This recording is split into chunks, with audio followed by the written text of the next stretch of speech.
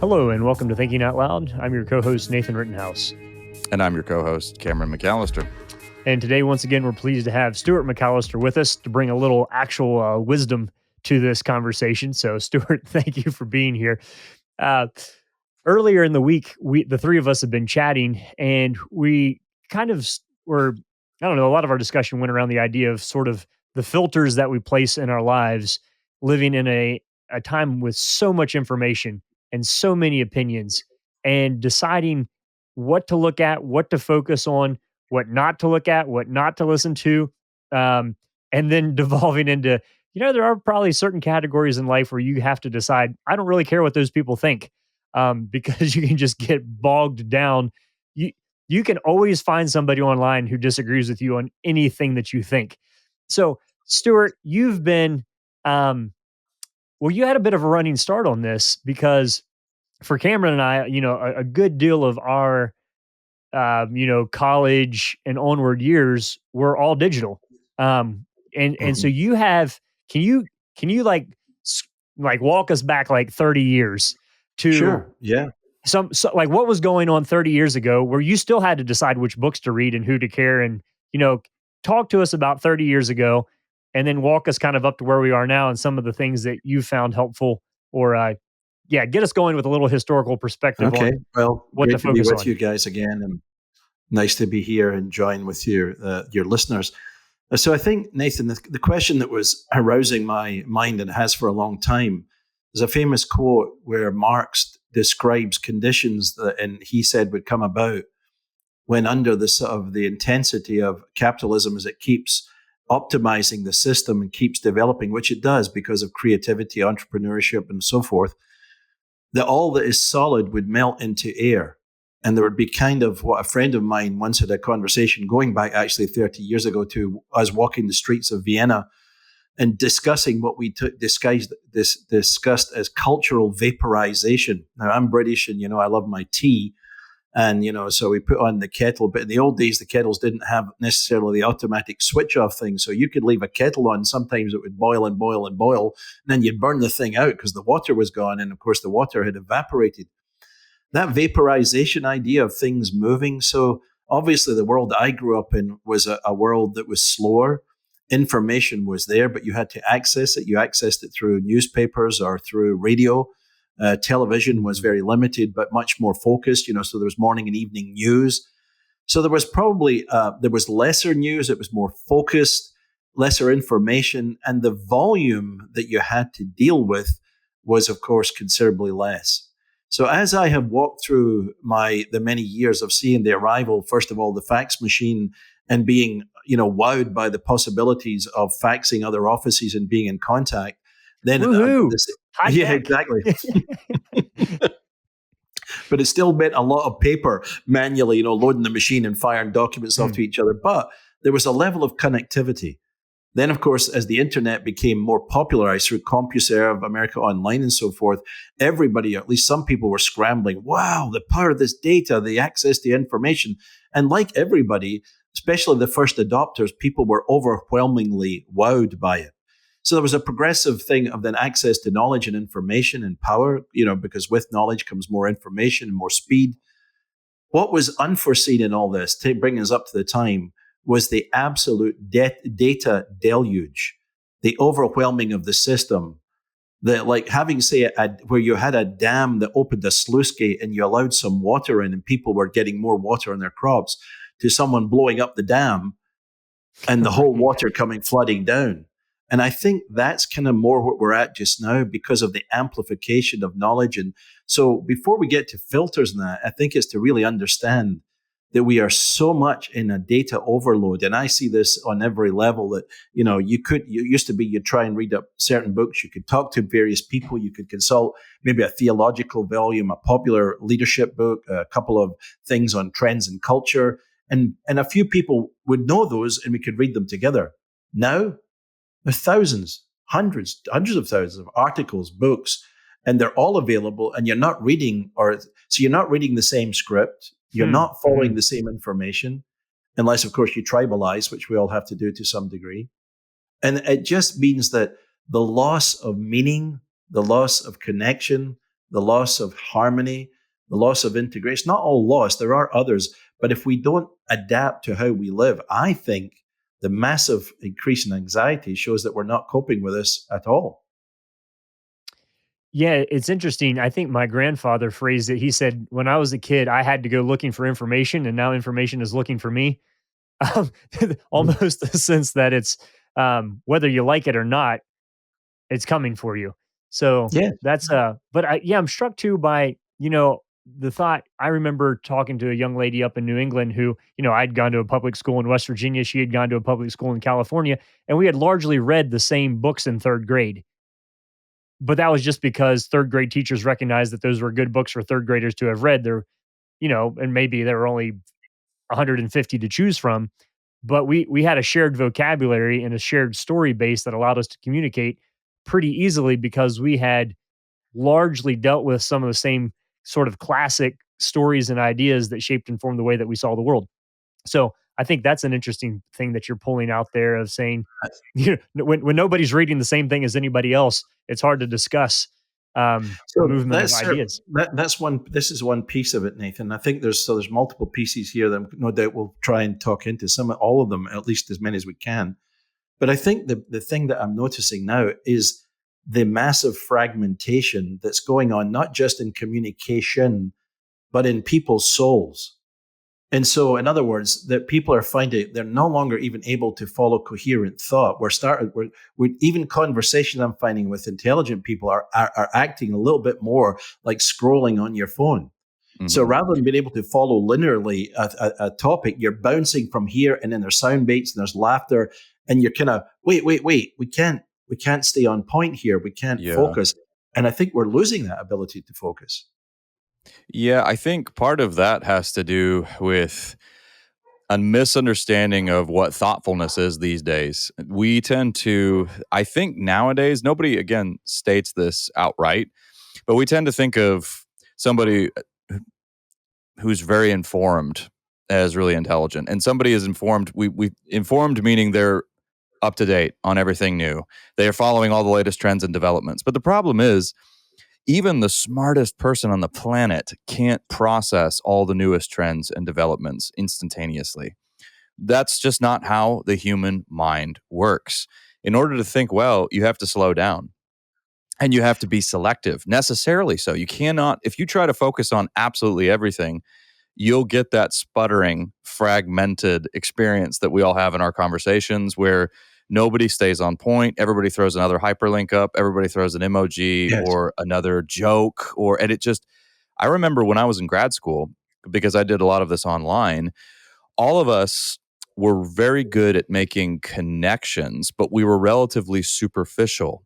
We had a Mhm. good, we were good at pointing, oh, this is like this, and this is like this, and this connects to this, and this reminds me of this, but we were weak on focusing on the actual question the professor had for us, the actual topic in mind. Yeah, no, but I need you to zero in with laser focus right here on this particular issue, whatever it was we were discussing. And it was a real challenge to get away from, I don't know, internet brain. I don't know what you want to call it. Yeah, well, that's a good place. That takes me to I think the kind of point I was hoping that we just kind of focus on a little bit. So I was driven out because of the conversation the other day. We talked a little bit about the idea of what, living Christianly, living gospel people, being a worshiper of Christ, being a person who is trying to be centered in Christ. And yet, it's very clear that we have a problem with confidence in the gospel from a convictional sense. We have a problem in experience at the moment because we've all feeling kind of overloaded. And the text from Mark 4:19, when Jesus talks of the parable of one of the sower in Mark chapter 4, and he talks about the three things that choke the word: the worries of this world, the deceitfulness of riches, and the desire for other things.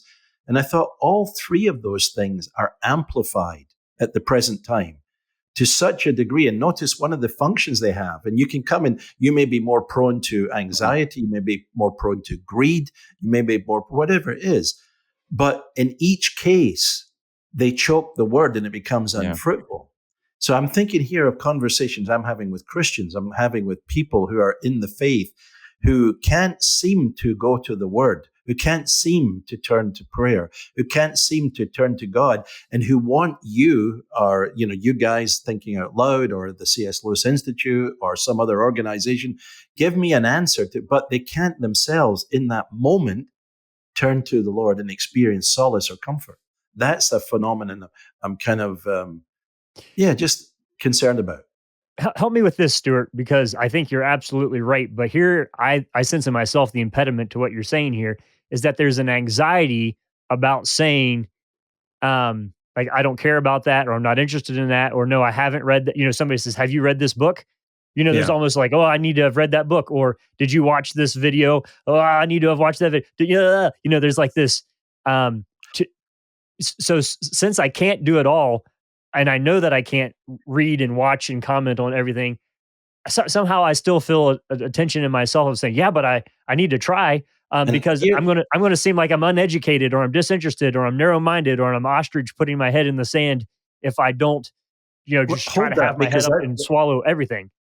let's tease that out where you are, because I think you're right. And I've got an instinct. I'm not sure if I'm right. I'd love to get you two both thinking of it. But so in Colossians 2, where Paul talks about see that no one takes you captive, but he uses this idea of the stoicheia, the elementary principles of the world. And those are realities of something good in creation that's gone wrong. So this, I mean, again, this is thinking a little bit kind of a sociologically, but also theologically, what's behind the scenes, the invisible things. And I wonder, in the modern world, where he talks about, don't let the people giving you the elemental principles, and to the Colossians there was this background maybe of a proto-Gnosticism or some kind of a philosophical system that was making Christianity less than it could be and valuable. So they were turning to other things. In our time, Nathan, doing just exactly what you said, the need to be homo up to datum, to be super relevant, to be informed, to be cool. You can't be a good Christian leader. You can't run this podcast unless you really know lots of stuff and keep knowing lots of stuff and keep, and all of us keep having to have stuff. And part of that we do because we want to know it. But, and there's the but, it's when that starts getting us captive. And Mhm. when we basically don't realize that perhaps we're studying the disease, by studying the disease so much, we get infected, and we're losing, the primacy of the gospel, or the famous, quote from Ayakoka, the main thing in life is to keep the main thing, which, we take it to St. Augustine, you have made us for yourself, and our hearts are restless. Yes. And, Piper, God is most glorified in me when I am most satisfied in him. But that's a daily challenge. And in this world we've just been describing, the worries of this world, the deceitfulness of riches, the desire for everything, everybody getting up. And we all talk about it. You look in a car, you can't move from a traffic light because people are on their phone. They're walking down the street. They're walking into each other. They're out for walks. They're all locked in. So this dopamine effect, the power of this technology to captivate, not that it's all evil, because I don't think it's all evil, but its power to seduce is clearly very significant. And Do you see a that's link? my, yeah, sorry. Do you see a link? Then you were quoting Colossians 2 there, then jumping over to Colossians 3, the therefore set your mind on things above. That there Yes. is a focus, a Mhm. prescriptive oughtness to where we should be focusing. Say something about how that ties in a bit to the solution to what you see as the problem in Colossians 2 there. Well, that's exactly where I would go with that. And I thought that's, with Colossians 3, set your mind on things above, fix your mind. And it says, so that's a choice and a discipline. And we were having a little conversation about filters. And I think what has happened is that people, with the lack of discipline, the lack of intentionality, being in the consumer society means that we are often being consumed by that which we're consuming. So the very Yeah. nature of our idolatry is that it infects us, and we can't help it. It's not bad things; it's good things that are sucking up our attention. But it's so much fun, and it's a bit harmless. Meanwhile, I would read my Bible, I would take that half an hour in prayer, I would go and serve. But oh gosh, where did that time go? I look at my phone and see my usage, and I find out I've been scrolling for 2 or 3 hours today, or and I put an hour and a half on the internet, plus then I watch something. You may have 4, 5, 6, 7 hours per day, but I had 5 minutes in the Bible, and that seemed like a burden and a duty to me. Mm-hmm. So something is clearly wrong. And Ken Boa marvelously uses this phrase where he talks about the word to world ratio. How much, and you can almost like do a numbers game. I watched 3 hours of news and I had 2 minutes of my Bible reading. So how Mm-hmm. in the world can we talk about forming a Christian mind if that even on a number scale is so low? And if then the appetite is gone so that it's so boring, it demands so much effort. Again, we're being like the witch in the underground in the Prince Caspian, isn't it? The green vapors that we're being Oh, anesthetized. silver chair, yeah. Silver chair. Yeah.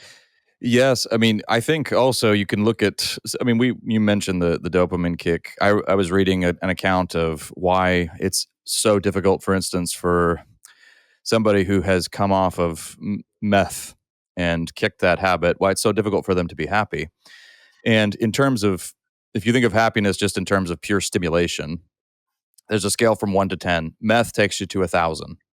So even at a 10 after meth, you're having to readjust to life. Now that's an admittedly extreme example, but if you live your life with a constant dopamine rush, scrolling from one thing to the next, and the law of of all of this stuff, Dad, you mentioned the word, is seduction.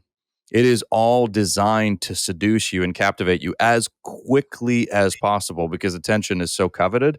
So if you live your life in that space constantly, when you break away from it, it can be quite a troubling experience initially. I know a lot of people, because we don't realize that what we're doing is the very thing that Pascal said is the problem. We can't, abide for 1 hour quietly in our chamber, or in other words, sit quietly in your room alone. You turn ironically, we're saying this on a podcast, but you turn the podcast off, you turn the music off, you turn the lecture off, and you drive. You just do the commute silently, and suddenly you find all of these thoughts intruding, things you tried to push to the margin. Maybe you don't realize how much you've been drowning away in noise, but slowly you begin that there's a healing process there as well. But if you're addicted to the constant stimulation, which so many of us are, we are going to suffer some withdrawal symptoms from that. I just say that to say we need to recognize that. So there'll be some challenges involved, but ironically, this is kind of a case that's happening more and more. It's non-Christians who are sort of catching wind of this and Sure. talking about it more. No, So the word exactly that right. yeah, I mean, it's sad. It's sad. This is often what happens, but I mean, the word that I think the three of us hear a lot is probably mindfulness. But mindfulness means a lot of things to different people. But essentially, what it means is to try to be present and to unhook yourself from all of these different devices that keep you from living in the moment, but also being genuine, being with other human beings. But So, the only way that will happen, though, again, we go back that it's refreshing, it's recaptivating the whole Dallas Willard thing of the vision, intention, and means. If there's mhm, no real vision, and so what's happened is my Christian commitments, my love of Jesus is pushed to the back shelf. It's still there, still operating, but it's basically neutralized, if you like. It's not priority. So the Romans kind of 12, 1 and 2, where I present myself as a living sacrifice and I, be transformed by the renewing of my mind and be not being conformed to this world. There has to be a rigorous intentionality on a daily basis to mhm, do that. And I find that although I've had this conversation with a lot of serious people, I find there's a laziness or there's a weakness or it's just like there's a, like you're saying, describing the condition of the addict. It's like the person, we're sitting, but I'll just have another drink and, just another drink. And mhm, yeah, I know it harms me, but I think we're kind of getting into that state for some of us, unless we really wake up. And this is a repentance and faith thing. Say, no, Lord, I choose you. I want you. And I need to establish an intentional filter process. I need to fight for the air and the space. And I need to dedicate, or even the old words we used to talk about in their biblical words, consecrate. I mhm. consecrate my time. I consecrate my day. I consecrate this moment. I take back from the enemy. Yeah, Stuart, before we leave, you were quoting Romans 12 there, and I've shared this story before, but I remember as a little boy asking, maybe 8 years old, 8, 9 years old, asking my mom, what does it mean to be transformed by the renewing of your mind?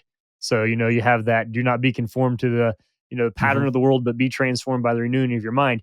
And this is the little picture she gave me. Obviously, it's simplistic. She was describing it to an 8-year old, but she said, Nathan, think of your mind as a lake. And in a lake, you have a stream of water coming in and a stream of water going out. And she said, there are going to be things that float down into your mind, and some of them are going to be really good and nourishing, and you're going to keep those. And some of those you don't want, and you need to let them flow out the other side. And so she said, by slowly doing this, the water changes in the lake because you're keeping the good and exporting the bad. And so this continuous process of filtering here, of saying, Hmm. what am I focusing on? What am I looking at? What's floating into my mind? And what do I need to let float right on through? Um, here I am 30 some years later. I remember that analogy. I'm sure there's a whole lot more theological richness and depthness to that passage there in Paul, but that does seem to work for me as an image, where I now feel like I live in a time where, to some degree, I can control some of what comes in. I can say, hey, I'm not going to watch this type of thing. I'm not going to spend time on these websites or these platforms. I don't have to figure out how to filter out a mud puddle. That's hard work. Just don't start drinking out of a mud puddle and it gets easier to get water. On Hmm. the other hand, letting things pass through, letting things float through, can you give us? I know, Cameron, you've been on a journey here personally of saying, "Hey, I'm just not watching ridiculous stuff that people send me all the time." Can both of you speak to what are some of the practices you've put in place other than kind of the meta? Here's the focus, but just how do you let what do we use the phrase "water off a duck's back"? How do you let ridiculousness just slip from your mind and keep on going and cling to that which is good and chuck the rest? I Uh, can Go ahead, start sir. here, I guess, and Yeah. I'll let you conclude, Dad. Well, one thing I like, I'm going to call out Nathan. I like Nathan's habit. He's got many very helpful habits, but one of them that I really like is not taking his phone into Sunday service at church. I think that's very doable, easy, and a wonderful way to kind of, in many, in one way, just to say, Lord, it can wait, and you're in control, and it'll be just fine if I enter into this worship service without the phone. But I mean, I've said before, yes, and sorry for those of you who send me stuff, I watch and read almost nothing of what is sent to me, largely because I mean, some part of it is just has to do with the sheer volume. But also, I look at the subject and I think like an editor does, working at a publishing house where you have to do process of elimination very quickly because you get such a deluge of manuscripts. So similarly, there's so much vying for my attention, and I just ask myself simple questions. Is this something that I want to focus on right now? Does this contribute to the work that I'm doing? Do I genuinely find this interesting? I always think of that line from the Screw Tape Letters, where Screw Tape tells his nephew, you always want your patient to focus on the important books or the right books and the right articles and to eat the right foods and basically, you know, make them enslaved to different trends and fashions.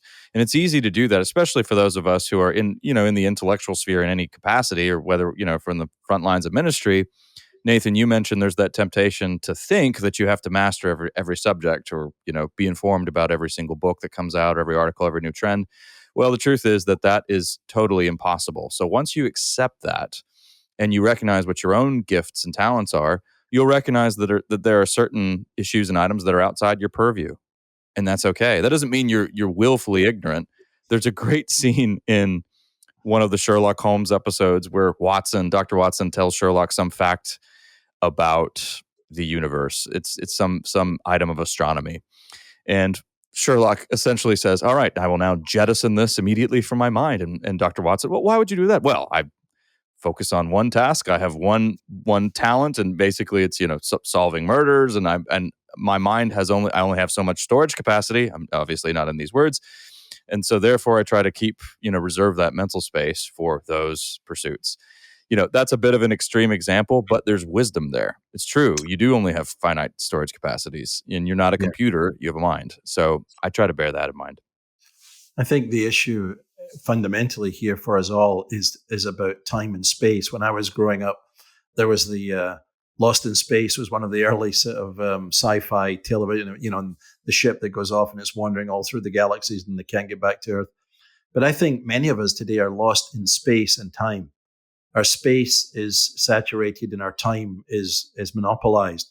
So a lot of the things I do is just basically for myself now. I'm trying to, when I sense that kind of a fragmentation or things going on in my mind, or that kind of anxiety arising, is just willfully to take time to not, take time in the scriptures, to meditate on a psalm, to turn to like John chapter 13 through 15, or, passages of scripture, to meditate, to just keep reminding myself of the promises and the focus, and willfully doing that. I mean, there's activities we do as well, of course, fellowshipping with people, doing things to fill space and time legitimately with service or love or actions.